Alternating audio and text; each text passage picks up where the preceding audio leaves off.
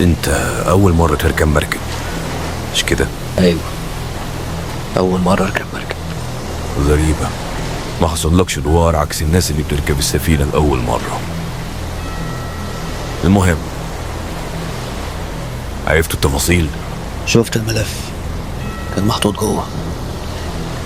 2 حرس اختفوا من الجزيرة تماما. طيب ليه ما نقولش ان هما رجعوا في مركب تانية لما الجو شده بقى مرعب انك تقعد في جزيرة في اجواء زي دي؟ دي انت قلتها اهو. ازاي بقى سفينة ممكن تيجي في الظروف دي في المناخ ده عشان تقل حد لحتة تانية؟ اظن ده صعب. صحيح، نسيت اعرفك بنفسي. اسمي زد، الحارس رقم 3 من الحراس اللي اكتشفوا البلوة دي. مع الفنارة بتاعتنا دي ليها 4 حراس، 2 بيقعدوا في فترة الليل و2 في فترة الصبح، وبيتم التبديل الساعة 6 الصبح. لكن في اليوم ده ولما وصلنا السفينة ضربت البوق وما لقيناش الحراس اللي هنبدل معهم مستنين على الجزيرة على الحافة زي كل مرة على أحر من الجمر. ما هو العادة هنا برضه تحس إن يا سجن، ملل رتيب وروتيني. نزلنا كده نشوف هم فين، جايز نايمين فوق، ولما طلعنا لقينا غرف فاضية برغم إن السراير كانت منكوشة، يعني استخدمت، وأكلهم زي ما هو، ما فيش حد فوق. نزلنا بلغنا القائد وقلبنا الجزيرة يومية، لكن الفص ملح ودابه 2. طب راحوا فين؟ دول مفيش سفينة هتقرب من الجزيرة في الأجواء دي، تخاف تغرق. دخلنا الفنار بعد ما مشينا على صخور من الصعب أي حد يمشي عليها بسبب حدتها، لأن الموج نحتها بسبب اصطدامه بيها. بقت لمستها من غير حذاء خاص بالمشي عليها ممكن تقطع رجلك.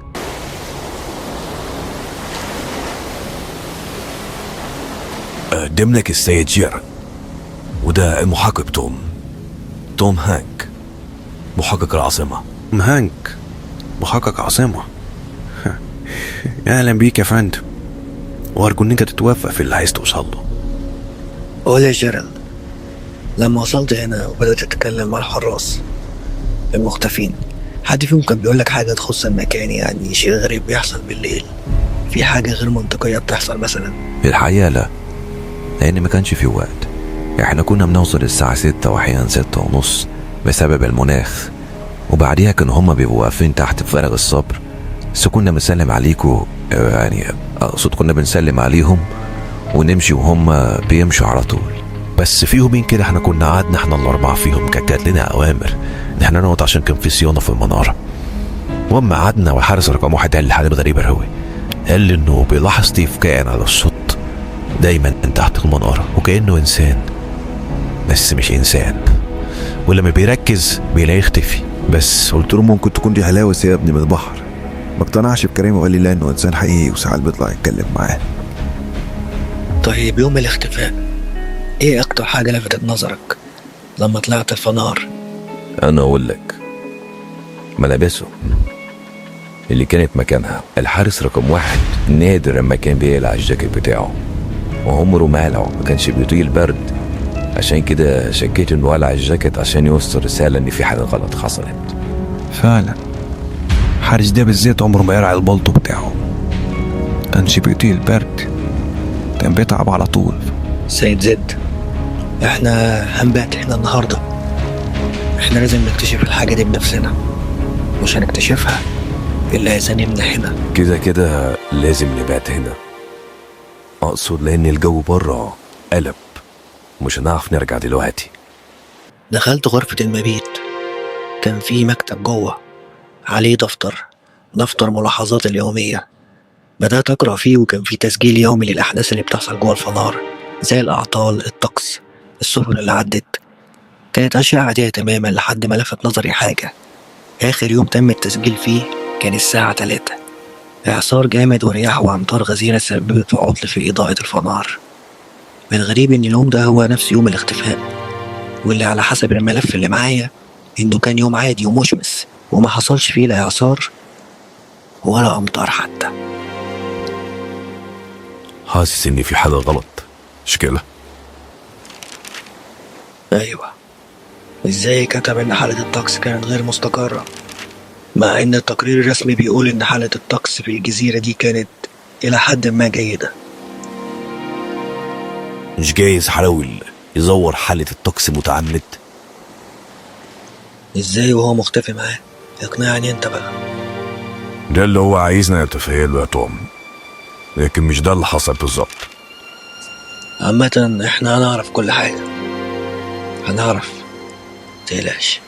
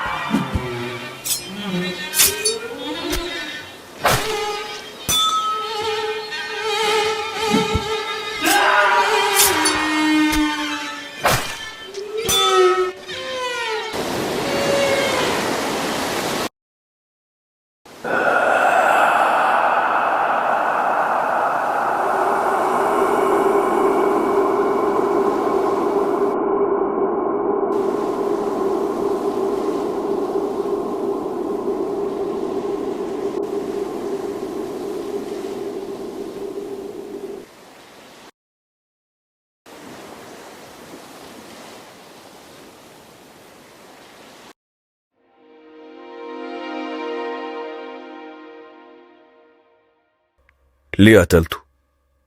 ايه اللي حصل بينكوا ووصلكوا كده؟ استاذن حضرتك اسألك سؤال وتجاوبني عليه. اتفضل قول. انتوا ازاي عرفتوا ان انا اللي قتلته؟ متأكدين اوي كده ليه؟ مش محتاجين نشك. بص على ايدك، الإجابة مكتوب عليها خدوص بسبب استخدامك بغل للسكينة أثناء الطعن. ثابت علامات على ايدك. ده أولا. انت بتدعي النسيان، عشان كده قلنا نوديك المكان تاني يمكن تفتكر. عايز بقى تمثل انك ظابط، عايز تمثل انك مريض، دي حاجة بتاعتك. قول لي بقى دلوقتي ايه اللي حصل معاك هناك عشان اقدر اساعدك.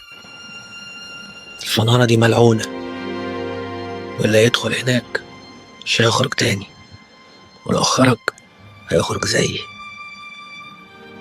في اليوم ده معرفش ايه اللي حصل، لكن حسيت ان في حاجة بتحركني. يمكن الزهق او الملل، حياة ليلية في جزيرة تشبه السجن. تقريبا هلاوس الرعب من الأمواج، من الموت، من الضلمة، كل حاجة. غيرت في تقرير الطقس برضه معرفش ليه وبدون سبب، وفجأة كان في حاجة بتدفعني. لقيت نفسي بقوم وبطعن زميلي بسكين تقطيع الطعام 20 طعنة من غير سبب مقنع. لكن لقيته هو كمان كان مجهز سكين، كأنه كان بيستعد لقتلي. يعني كان فينا حد هيموت. خليني معاك ان مش انت اللي قمت بالجريمة، مع انك لسه معترف دلوقتي بتقول انت شفت نفسك وانت بتعمل كل ده، لكن مش انت اللي نفذت، في حد تاني اللي نفذ، ولكن بجسمك وبايدك قدام القانون وقدام الناس انت قاتل. قول لي بقى ازاي اساعدك انا، اخرجك منها ازاي؟ عشان كده انا بقول لك كل الحقيقة.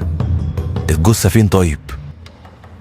الجثة اترمت في البحر، وانا فاكر كويس اللي حصل، لكن بقول لك اني ما قمتش بالعملية دي.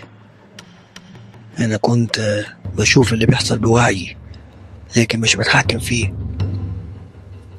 توم هانك، انا بحاول اساعدك، لكن ادعاءك الجنود ده مش هيجيب نتيجة غير نتيجة عكسية تماما عكس اللي انت عايز توصل لها. انا مش بدعي الجنون، انا ما عملتش حاجة، ومسيرك تعرف ده قريب جدا. بعدها سكت ومعلقش على اخر جملة، وامر بحبس احتياطي لمدة 10 ايام. بس تفتكر ال10 ايام دول يفرقوا كتير؟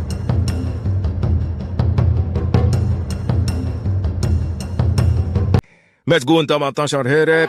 الظابط بعدها وقف عاجز قدام مسألة قدرية. شاف بوعيه بس ما قدرش يغير التحكم، ما قدرش يغير في الواقع.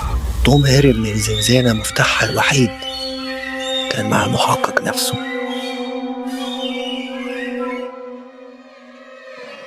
لحد دلوقتي محدش عارف المسجون ده هرب ازاي وراح على فين، وهو فعلا اللي قتل زميله ورماه في البحر، ولا في حاجة سيطرت عليه وخلته يعمل كل ده. عامة صدر أمر بهدم المنارة 13 تماما، وبعد بحث كبير عن المسجون استمر سنوات تم إغلاق القضية لعدم العثور عليه. يمكنك أن تحتجز إنسان، ولكن لا يمكنك أن تحتجز شبح إنسان.